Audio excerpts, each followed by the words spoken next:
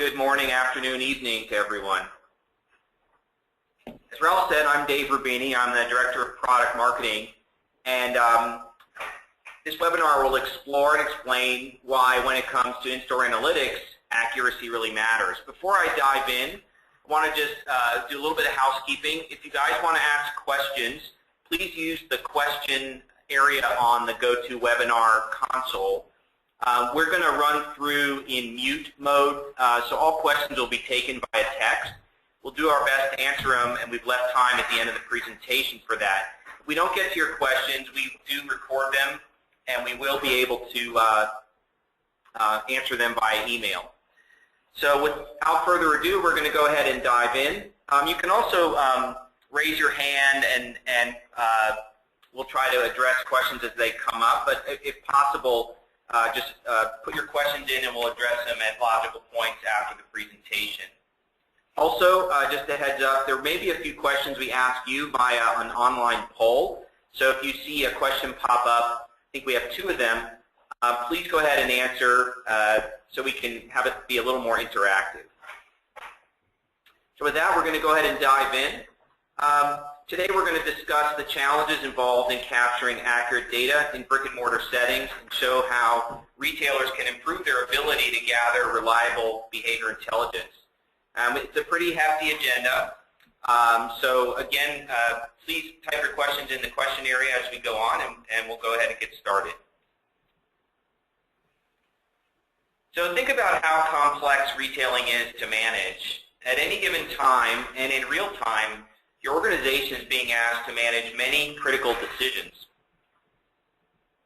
For example, staffing decisions. How many shoppers came in the store? How long did they wait to be served? How many service or checkout lanes do you need to open right now? Am I meeting customer service goals? You're making management decisions. Which stores are performing well?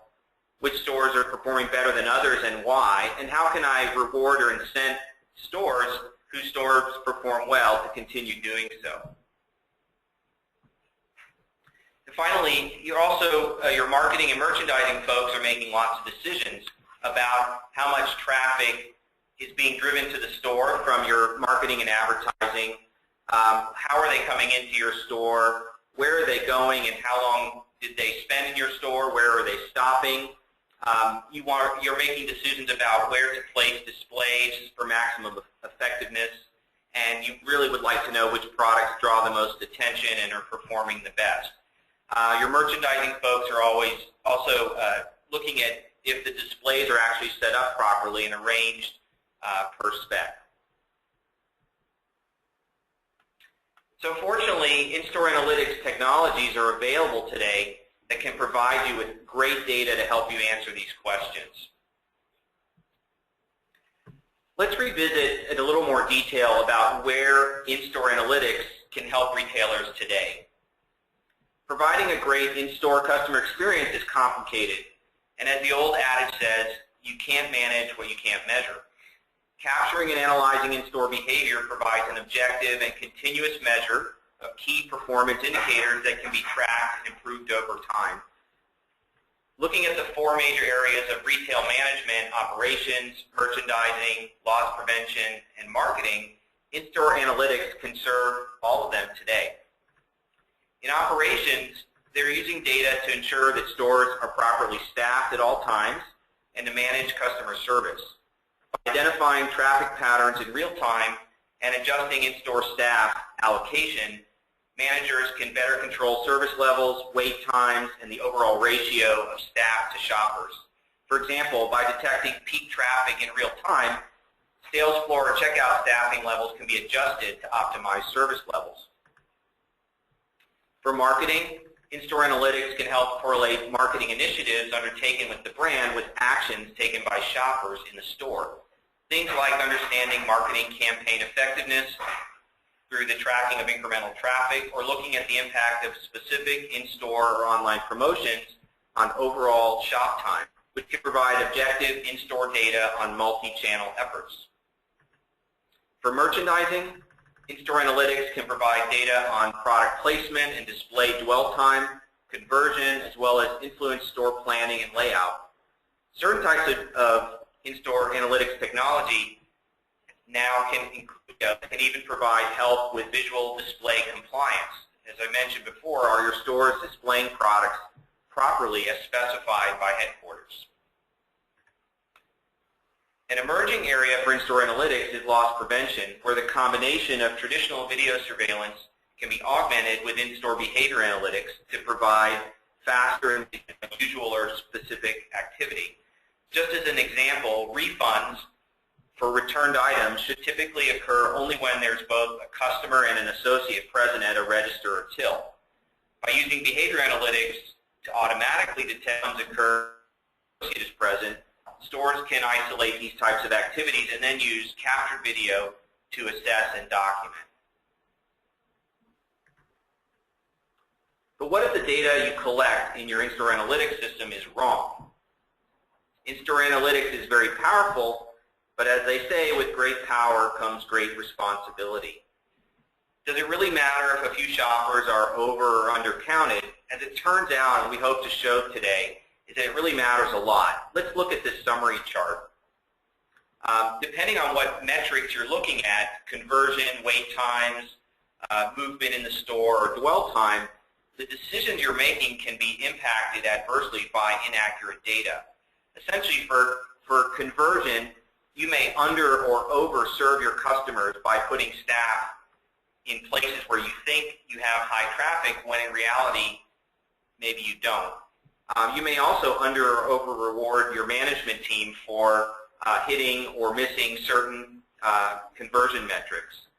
If you're looking at queue management, you may under or over serve your customers at the checkout lane and sacrifice other metrics of customer service where you may not be putting staff.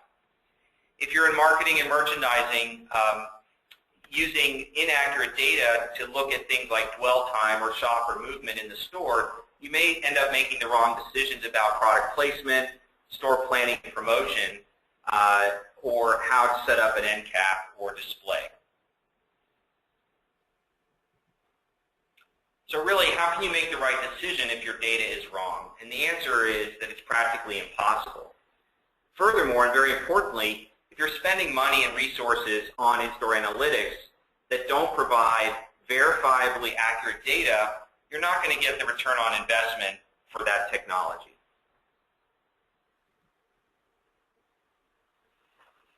We know that accurate data is needed to make great decisions, and that decisions enabled by it can have significant impact. Nevertheless, many vendors of in-store analytics downplay the importance of accuracy or overstate it without explanation of how it's measured. You can see, you may hear common statements made by particular technology vendors, like you see on the screen, our accuracy is good enough, making sweeping claims about accuracy on a daily basis. Accuracy doesn't really matter that much, it's just the trend. But really, to be effective, accuracy should be high every minute of the day, not only during times when conditions are perfect, such as when store traffic is light and the sun isn't shining directly on the doorway. It's not good enough to be right just on average over the course of the day, especially when using the data for real-time decisions. We'll dive into some of these claims later. What makes accurate data a challenge? So if only brick-and-mortar shoppers left a digital trail, as we know, thanks to online clickstream data, social media, and other electronic breadcrumbs, today's retailers are able to capture really granular information about the behavior of their online and mobile customers. Brick-and-mortar retailers have to rely on data capture devices specifically designed to recognize humans as they enter and exit stores. It's not as simple as straightforward as it might appear, and that makes it a challenge. So where once, as a retailer, you could rely solely on your gut feel and maybe POS data to make decisions, there's now powerful technology that can provide objective data to improve your store's performance, but only if the data is accurate.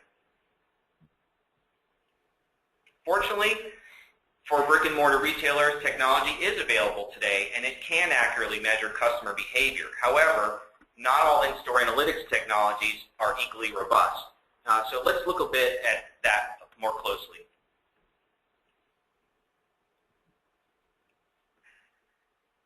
At a minimum, Data capture technology chosen should be able to accurately do all the following things here.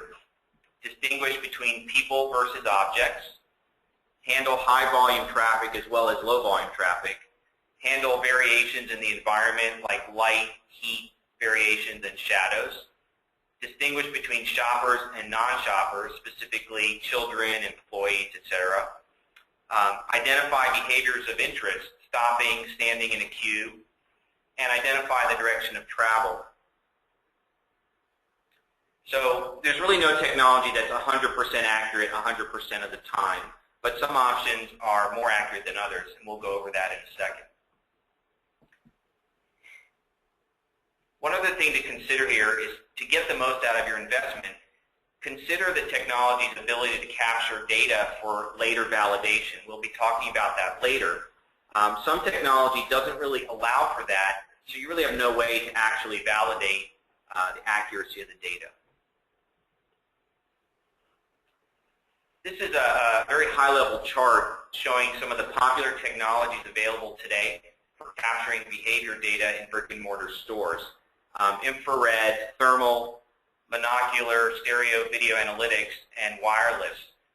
We'll be talking about each briefly and handle these one by one, just talking about some of the differences and advantages and disadvantages.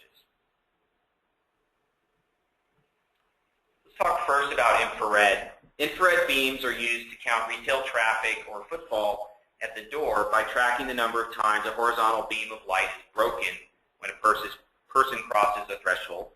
While it's easy to deploy and inexpensive, IR beams do have limitations related to accuracy and functionality. They don't do well counting groups of people who cross the threshold at the same time. High volumes of traffic are especially problematic where there's lots of activity centered on the store entrance. People gathering around displays positioned close to entry doors may also block the beam entirely. It's pretty easy to either intentionally or accidentally manipulate IR data capture. All it takes is one person, such as a bored child, wagging a hand through the beam back and forth to throw off the accuracy of these metrics. IR beams are really only an accurate option in places where traffic volume is relatively low, such as a specialty store with maybe a few hundred people a day at spaced intervals. Even in these kinds of low-volume environments, retailers can never be absolutely sure that the data is sufficiently accurate because of the possibility that even small groups may be counted as single shoppers. Finally, IR beam technology can't really be used to measure in-store customer behavior, such as wait times in queues or dwell times at displays. Another technology is thermal imaging. Thermal imaging counts shoppers by detecting body heat. These types of systems are more expensive than IR beams, but are also less susceptible to interference because they're typically mounted in the ceiling and out of reach of visitors. Unlike IR beams, a single person jumping back and forth in front of the thermal sensor won't be counted multiple times. Thermal systems also have the advantage of being able to count in all types of light, and they won't count objects that don't give off heat, such as the shopping cart. There's still some room for error with these systems, however. If it's an especially warm day, thermal sensors may miss shoppers due to the fact that the variation between body temp and air temp is too narrow. And on cold days, heavy coats worn by shoppers may block the ability of these systems to sense body heat. Thermal sensors can't distinguish well between adults and children. They may mistakenly count shoppers standing close together as a single unit, and may also mistake other items giving off heat for a human. For example, with thermal systems in a supermarket environment, a rotisserie chicken or hot pizza sitting in a shopping cart might very well be counted as a person. Finally, thermal technology isn't very well suited for in-store applications such as measuring queues, since when people stand still, their heat signature tends to stop changing and they disappear from the view of the device.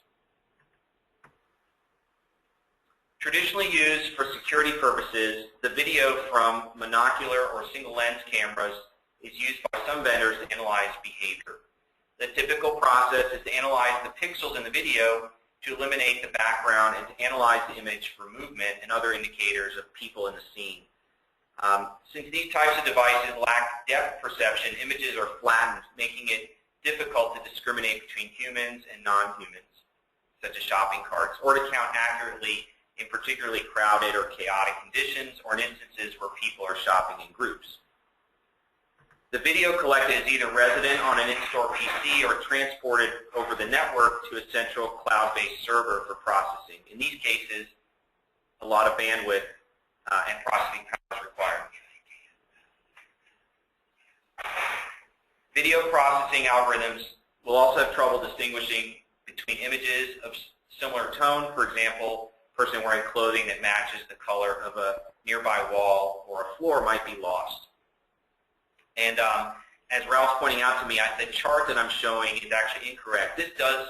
Mono cameras do have the ability to validate through data capture. So that the chart you're seeing where it says no should actually say yes. Finally, mono cameras are affected by things like external sunshine and shadows that can affect their accuracy. Stereo video analytics is a more sophisticated technology than mono cameras, and it's used because it uses two lenses, or two eyes, if you will, instead of one, allowing devices to collect 3D images within the environment. This form of data capture offers multiple advantages over other approaches. Based on 3D information, these devices can distinguish between children, adults, and other objects such as shopping carts and strollers, even under variable lighting and busy conditions. Since these are essentially fully functioning computers with eyes, analytics are calculated on the device itself and are capable of delivering highly accurate and quite advanced behavior intelligence that goes beyond basic counting, including insight on what's happening in queues, at registers, and throughout the store. With multiple devices in the store, retailers can also track the path of shoppers as they move through a store, making it well suited for full store analytics. An emerging area of in-store analytics is the use of Wi-Fi and or something called Bluetooth Low Energy, or BLE. These are signals from smartphones that are emitted when shoppers enter the store. If a smartphone has location services enabled, and in some cases an opt-in smartphone app enabled, it can be used to identify that the phone is in the store. Unlike video behavior analytics technologies that measure all the visitors in the store, though, these technologies measure only connected visitors, or those people carrying an active and enabled smart device. This means that only a subset of the visitors in the store are detected, since not all visitors will have smartphones, and even those with them may not have them enabled for tracking. Even with this sampling limitation, wireless-based behavior technologies are useful when used in combination with video behavior analytics to report repeat visits to the store and visits to multiple stores by the same person, or really the same device. Also, comparing connected visitors to all other visitors to the store may provide useful insights. For these reasons, as a standalone technology, wireless proximity sensors are somewhat incomplete at measuring all shopper traffic, queues, end caps, etc. When combined with other in-store analytics, though, and using appropriate rules for privacy, these emerging technologies are pretty interesting. So now we're going to switch, take a breather, and take our first poll question. You guys should see a poll question, and if you can take a couple minutes to answer the question, we'll just take a breather and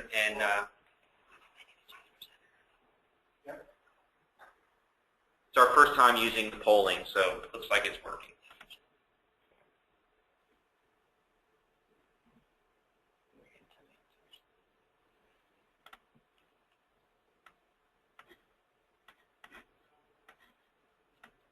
We're going to wait a few more seconds. Also, if you guys have any questions, now is a good time to type them in, and we'll get to them later in the presentation.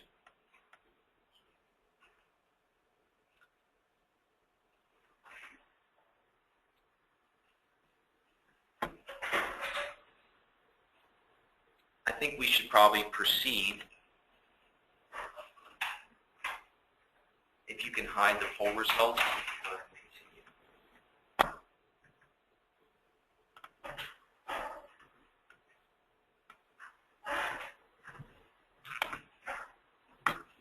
So we've reviewed why accuracy is important, as well as giving you a quick overview of the various current in-store analytics technologies out there.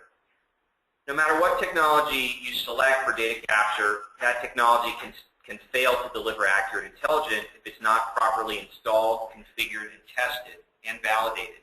All these are critical steps toward ensuring optimal data accuracy over time. So what can you do as a retailer to ensure that the technology you have is primed for success? First and foremost, allow for sufficient time to get it right. Ease of installation is a consideration in every selection of a new technology. However, it's important to keep in mind that allowing sufficient time for choosing test sites, planning device installation and configuration, and then validating the accuracy of the data after installation will pay off in more accurate data over the long term. Vendors and properly trained installers with experience deploying hundreds, if not thousands, of devices are a huge asset. It's this experience that informs the processes that guide proper solution deployment. We know, though, everyone's in a hurry, but setting artificial deadlines can pressure vendors to abandon these tried and tested methodologies, which in turn can negatively impact your accuracy. Furthermore, any vendor who states they can fully install, configure, and validate a device in a few hours is also likely shortening the crucial validation process, which I'll talk about in a minute. Without validation, a retailer will have no definitive proof that devices are properly configured and returning accurate data. Finally, rather than setting arbitrary cutoff dates, spend the time with your installation partner to understand the planning and implementation process, review their validation methods, and become knowledgeable about the processes and tools that they use to support the system. This upfront investment will pay dividends later through more accurate and consistent data. Next, make sure you test in realistic conditions. Consistently accurate data is the key to good decision making, and this is why retailers should ensure that in-store analytics technologies are able to perform well regardless of the traffic density or volume. Not testing in a realistic environment will actually introduce more risk to you down the road. Choose your test stores very carefully. IT and operations tend to choose low volume, less busy stores for testing. This makes sense for them. They may want to limit the potential risk should something go wrong during the process, or maybe they're worrying about the potential disruption of operations in a very busy store. These are valid concerns. Unfortunately, taking this seemingly safe route actually introduces more risk to the overall project's success. Many counting technologies that achieve 95% accuracy in a low-volume environment may only achieve 70% accuracy in a high-volume environment. And really the only way to know if data capture technology will meet accuracy requirements on a consistent basis is to test these solutions under real-world conditions. This means testing across several sites that offer a true range of the environmental and traffic conditions that will be regularly encountered by your customers. So accuracy, as we've said, is the single most important technical aspect of in-store analytics technologies. The only way to know if a technology is accurate, though, is to validate it. Validation involves capturing data from the installed device or putting live human beings into the live environment, watching actual behavior in the store, and then independently analyze that data to confirm if the data is correct.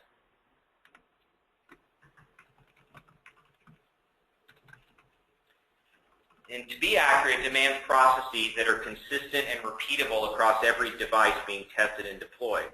And I want to point out that if you think about the technologies we covered, as I mentioned earlier, some technologies don't really have the ability to record data in a consistent way that's going to let you go back later and validate it. You would have to do that in a live environment, which is possible but not really very efficient and not very repeatable. And really, though, an installation of any in-store analytics technology should not be approved until it passes validation testing.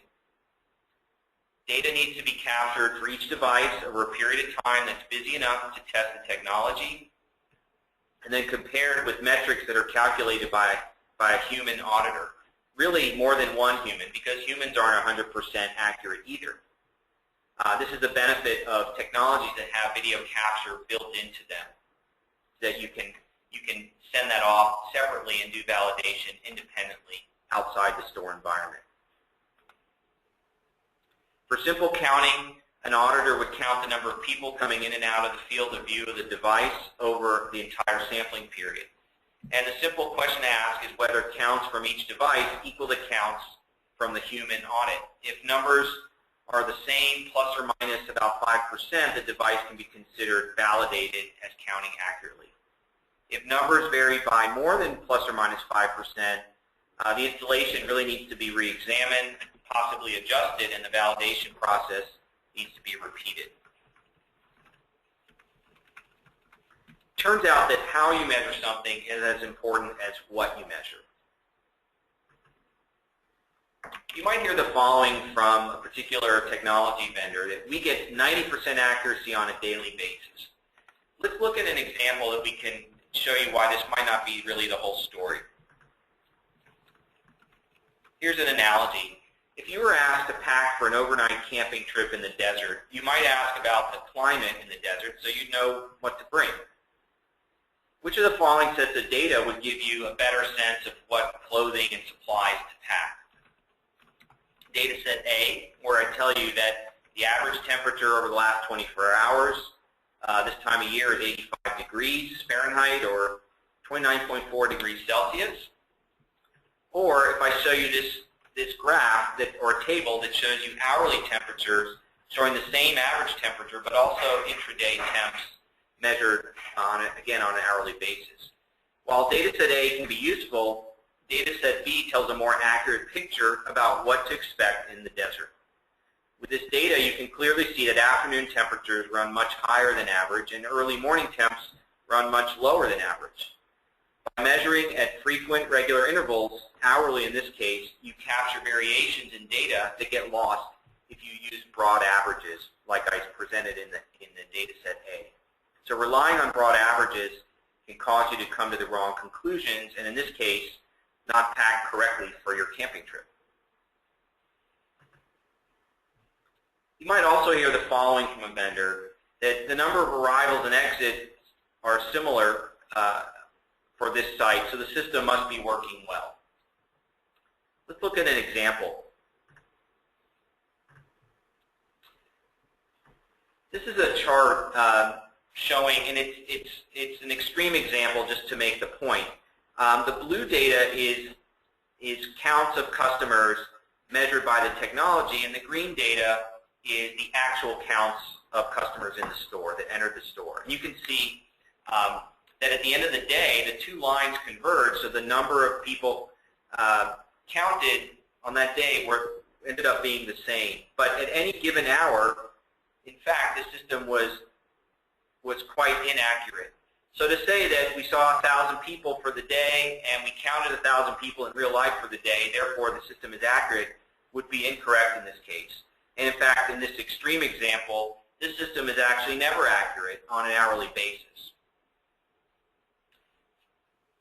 However, these full day counts do have a use. They can be useful, a useful indicator for the overall system stability, but that metric alone doesn't really tell you about the actual accuracy of the system throughout the day. You might hear assurances that a technology is counting all the people coming through the door, in and out of the store. This can be problematic as well. Sales conversion, or the ratio of people that actually buy to all shoppers in a store, is a key metric that tells a retailer how effectively they're actually selling. Higher conversion rate equals better store performance. By the way, to calculate conversion, you would typically combine behavior counting data from in-store analytics along with point-of-sale data that shows you how many transactions occurred in the store. In this case, the number of transactions divided by the number of shoppers for a given period is the conversion rate.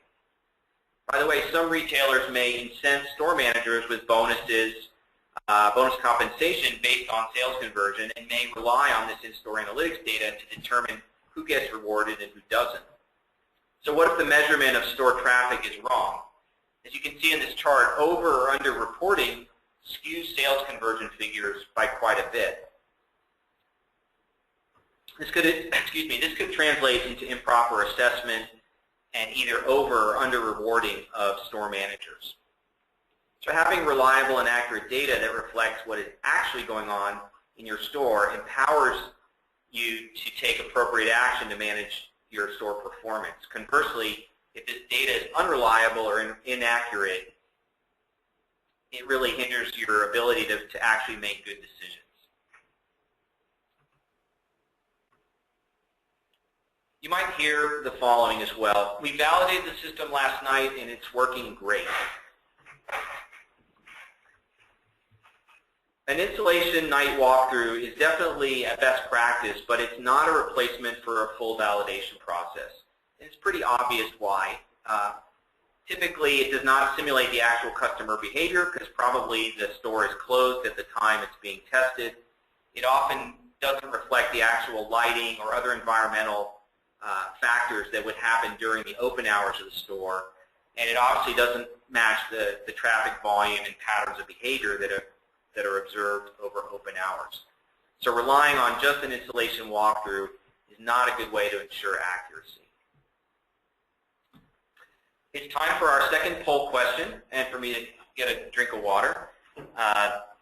Go ahead and answer the question you see on your screen, and then we'll wrap things up and take some questions.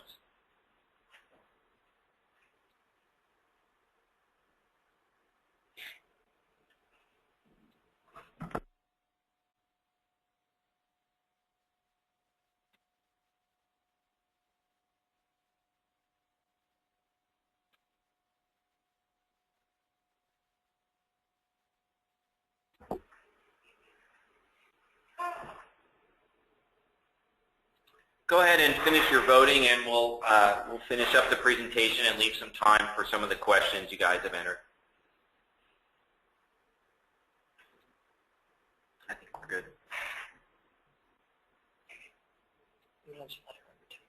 Yeah.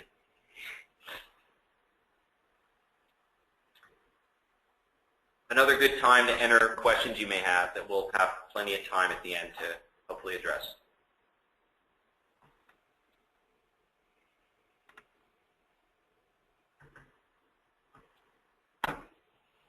So when the right technology is selected, it's deployed properly and validated properly, in-store analytics can be a really powerful tool for making decisions that can improve service and optimize labor.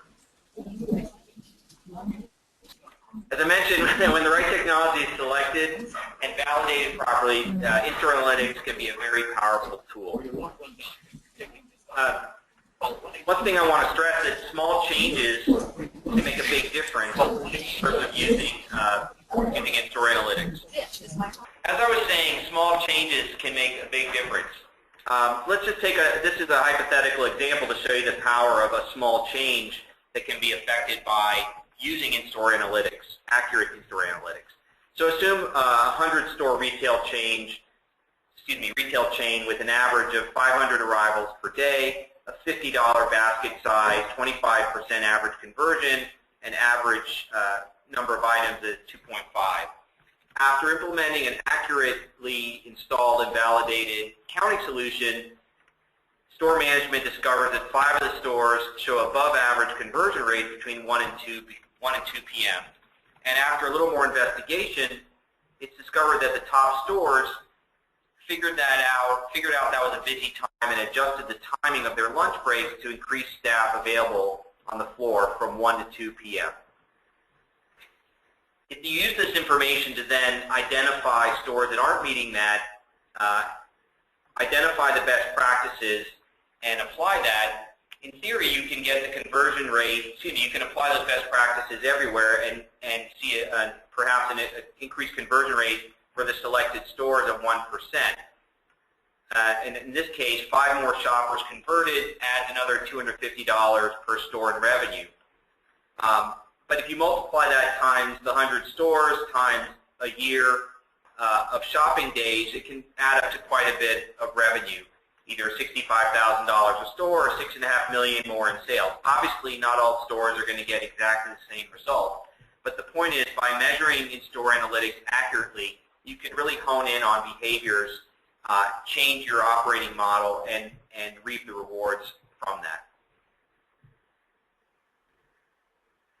If you really adopt this approach chain-wide, you're given a very, very powerful tool to do deep analysis on any particular store as well as across your store. You can use it to incent particular behaviors for top-performing stores, identify laggards, and use the technology to help measure progress towards improvement. So what are the real takeaways? Really, many behavior analytics vendors will claim that the accuracy of their technology is good enough, quote unquote. But what does good enough really mean? And you really should ask yourself, ask them what good enough really means. Ask them what their validation methodology is, and have them show you the math they use to calculate accuracy. If the numbers are off, find out why the numbers are off. Are they too low, too high? Are they off all the time or just during peak traffic hours? So really delving into what the numbers are telling you during the validation process is important. And again, while no technology is 100% accurate 100% of the time, some options are much more accurate than others, and good enough simply isn't helpful for driving meaningful outcomes. So in conclusion, when it comes to using in-store data to make decisions, accuracy really does matter. If you're going to do it, we say do it right, choose the right technology, install it correctly, use proven methods to validate accuracy. And good data is going to help you drive good decisions about store performance, labor utilization, sales conversion, queue time service, marketing, merchandising, etc. What I like to say is every customer that walks into your store represents an opportunity. Don't let that opportunity slip away simply because you relied on inaccurate data to make decisions on how to best serve them.